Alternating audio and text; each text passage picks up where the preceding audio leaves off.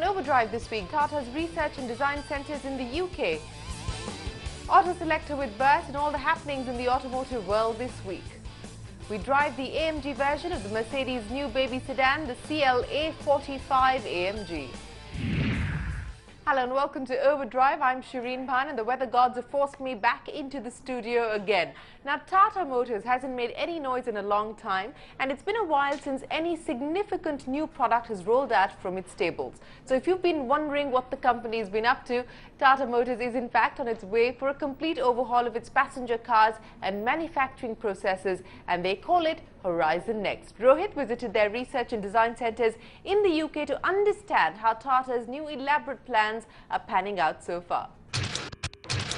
Well, Tata is on a complete overhaul of its entire product lineup. We've seen the first foretaste of it with the Bolt and the Zest. Now, we are here in the UK to take a look at all the new research and development that is going on behind the scenes to improve quality, to improve the overall engineering. They're doing it at the research centre in UK, and they also have a design centre here where the new design philosophy is being developed. So let's take a quick look at both these aspects.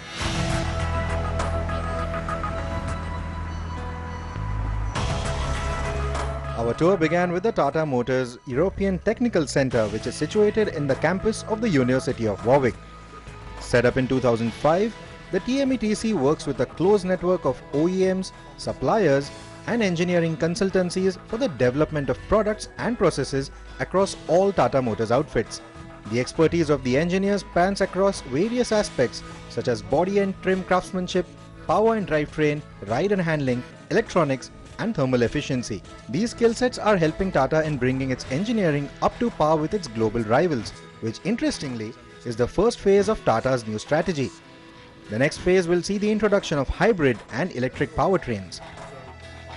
With new emission standards set to be levied in India by 2015 and the norms expected to become more stringent in the future, Tata Motors will benefit from the research and development that is underway at TMETC. So the efforts of all these facilities will synergize under what Tata Motors calls Horizon Next. Let's speak to the president of passenger cars at Tata Motors, Mr. Ranjit Yadav, and understand from him what this Horizon Next philosophy is all about and what they plan for the future of their product line.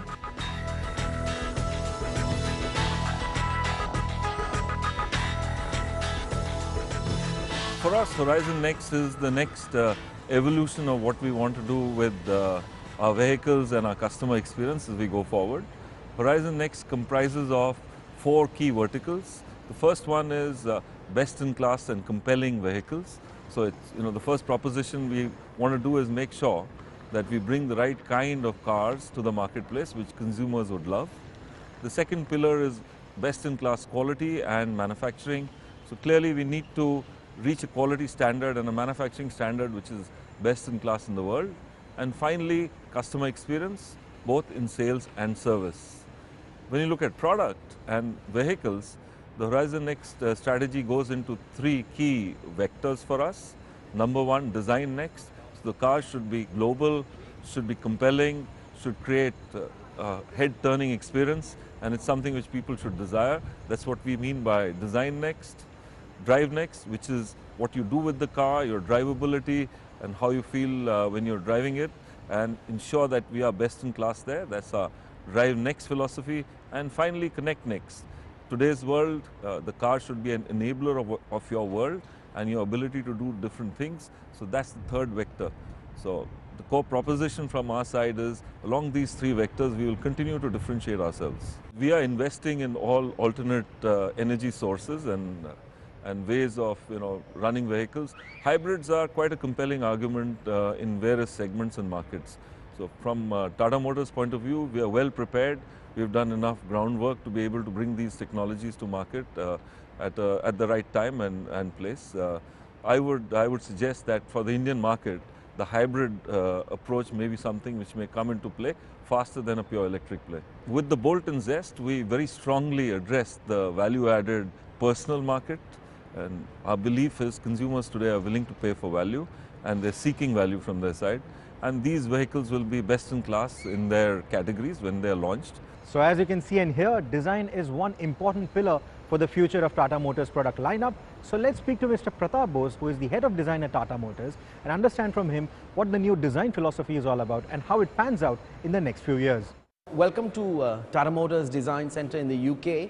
The Tata Motors Design Network is composed of 3 design studios, all of this level and quality. They can all do physical modelling, digital modelling. We have one here, of course, in Coventry. The second European studio is in Turin, in Italy.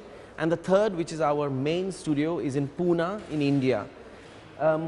We do a number of concept cars through our process, and I'd like to show you 3 concept cars which have given us our 3 key design elements or signature elements that we will use on all our cars, starting with Bolt and Zest, and all the way to 2020 and beyond. So let me show you these 3 elements. So the first car we did was of course Pixel. We did this for Geneva in 2011, and from Pixel we got what we call our diamond DLO, our diamond window. So there's this beautiful diamond shaped window which is very characteristic and looks very, very unique from the side view. We then in 2012 did a car called the Megapixel. From the Megapixel we get the face of our new Tata Motors products. It shows the lamps linked to the grille. The grille still has a very, very human element to it, and that's where we got our new Tata Motors face. The third concept car I'd like to show you is the Nexon. We showed this in Delhi in 2014 and then in Geneva after that. And this car, again, you'll see we've used the diamond DLO that I spoke about, the diamond window, but it gave us our third design element, which is around the back. The third design element is what we call the slingshot line, and that goes from the Tata logo at the back of the car all the way around the front. So these are the 3 key DNA or signature design elements that you'll be seeing in future Tata Motors cars. The 3 design elements that we spoke about, I'd like to show how we've used some of them in the Zest. For example, you can see here straight away the front face with the connected lamps and the grille all linked. It comes straight from the Megapixel concept. It really widens the front of the car, gives it a lot of presence and a lot of stance. Then when we go around the side, you have a very beautiful sculpted body side section, a very dynamic and slim window line, but makes the side of the car look very, very exciting and fresh. And as you go around the back, we see elements of our slingshot line actually starting from here and going around the car. So you can see we've already started using a lot of the elements that we find in our concept cars, that we develop in our concept cars, and we put them straight into our production cars, starting with the Zest and the Bolt. Well, the Bolt and the Zest will be the first fruits of Tata's new efforts, and we will review these cars right here on Overdrive. With that, we head into our first commercial break. But on the other side, Bert joins us to answer your queries and concerns on Auto Selector. And of course, we get you this week's motoring news. Stay right there. You're watching Overdrive.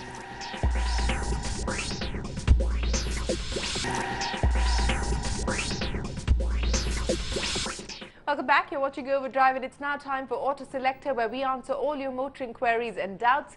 Bert joins us as always. Hi Bert, our first question this week comes into us from Mohan Raj. He's a first-time car buyer. He's confused between the Datsun Go and the Hyundai i10 Sports. His priorities are low maintenance and high mileage. Of the 2 cars that he's shortlisted, what would you recommend? Mohan, my suggestion is look at the Datsun Go. It's a more contemporary car in many ways, also fairly well priced, and of course you get fairly good value for what you're paying. Spacious cabin, very nicely built. I quite liked the way the cabin was, the whole car was built for that matter. Frugal engines, good efficiency. The i10 for that matter on the other hand also is a very good car, but we do believe that the i10 will be phased out in some time, and there is a new i10 coming out from Hyundai as well.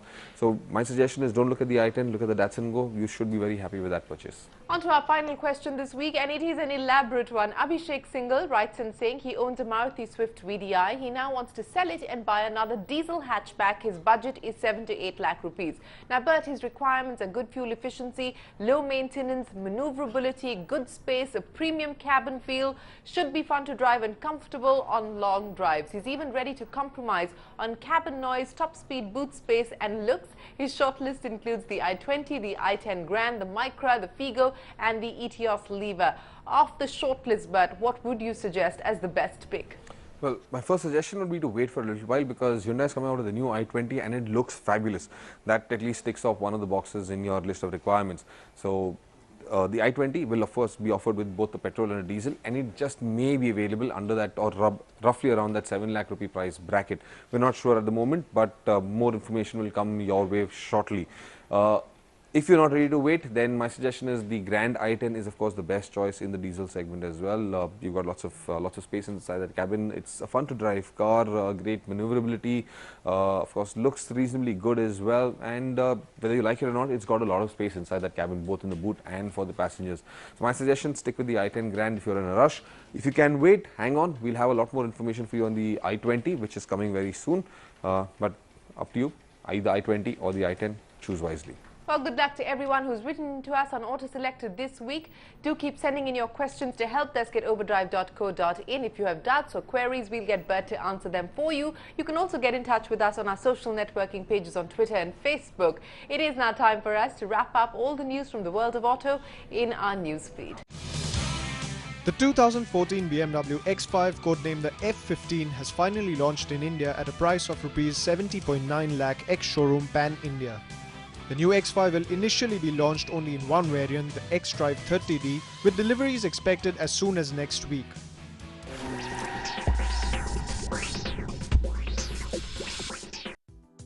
This week on Driven by Bridgestone, we talked to Pratap Bose, the head of design for Tata Motors, about the incorporation of safety features within the design processes of a car. We very quickly bring that into a sort of environment where safety and some other concerns come very quickly into defining the proportions of the car.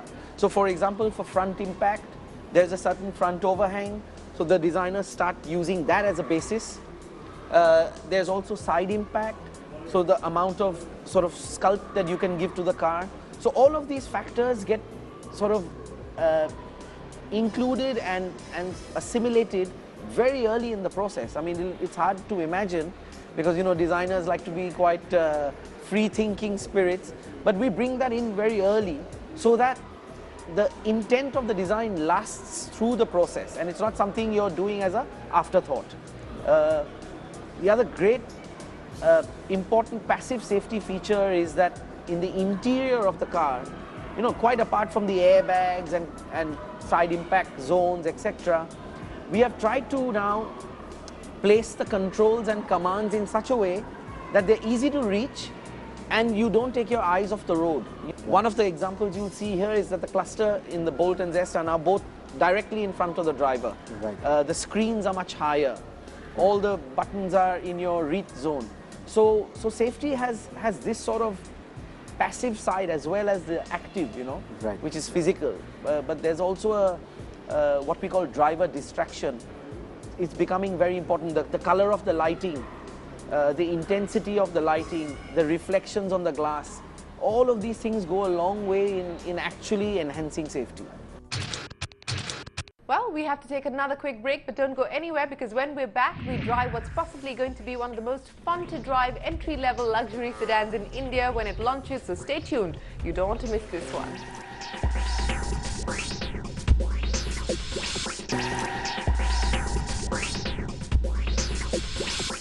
Welcome back. You're watching Overdrive. Last week we brought you the all-new C-Class from Mercedes, and now the C is no longer going to be Mercedes' entry-level sedan because they have the CLA.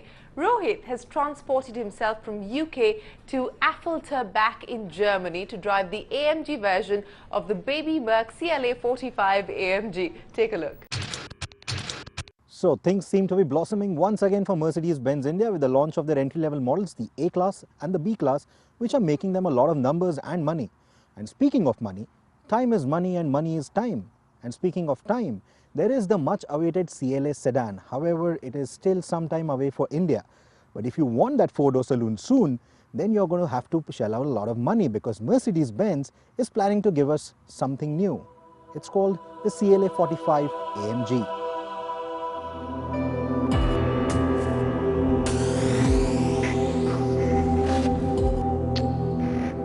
The CLA is a stunner in the looks department, thanks to its CLS-inspired four-door coupe form.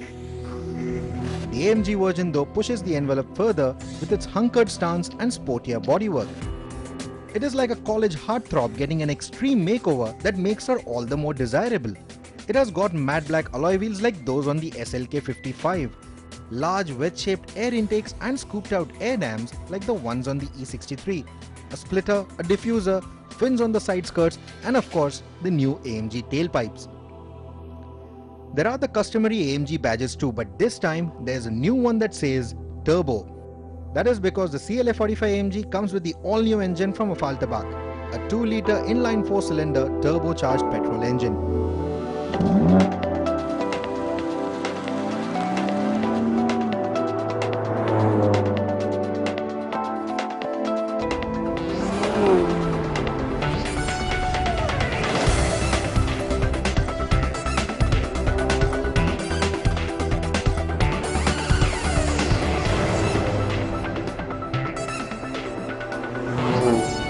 The CLA 45 AMG gets a 2-litre 4-cylinder engine. Now the big deal is that this is the smallest engine that AMG makes. We are used to seeing the V8s and the V12s, but this is just an inline 4. The bigger deal is AMG claims that this is so far the most powerful 4-cylinder petrol engine in the world.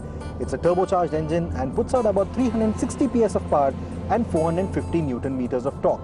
Now those figures coming from an AMG may not make you jump out of the seat, but then this sedan accelerates from 0 to 100 kilometers an hour in 4.6 seconds, and that is pretty good for an entry-level performance sedan.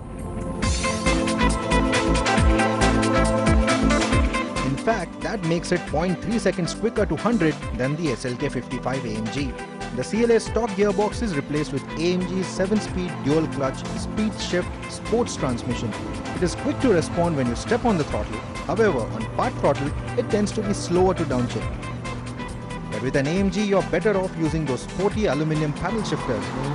In typical AMG fashion, it matches revs when you downshift, but at the same time, you will miss the series of little explosive sounds that you get on AMGs with bigger engines. Another important characteristic of AMG cars is the sound. Now this is a 4-cylinder engine, so you can't expect to get that throaty sound that you get from a V6, a V8 or a V12. This one, however, is quite a good sounding engine. This is much like the inline 4-cylinder motorcycles that we have. And like I said, it's a good sounding engine and it is loud enough to wake up an entire neighborhood. But what you will simply love is the wastegate whistle, which is frequent and sweet enough to give those tuner cars a run for their money.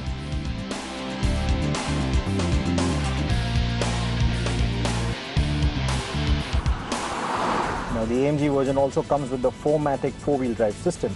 However, at stable speeds or cruising speeds, all the power and torque is fed to the front-wheel drive mechanism. But whenever you're involved in spirited driving or whenever you have any sort of slip at any of the wheels, then up to 50% of the torque can be sent to the rear wheels to aid better stability.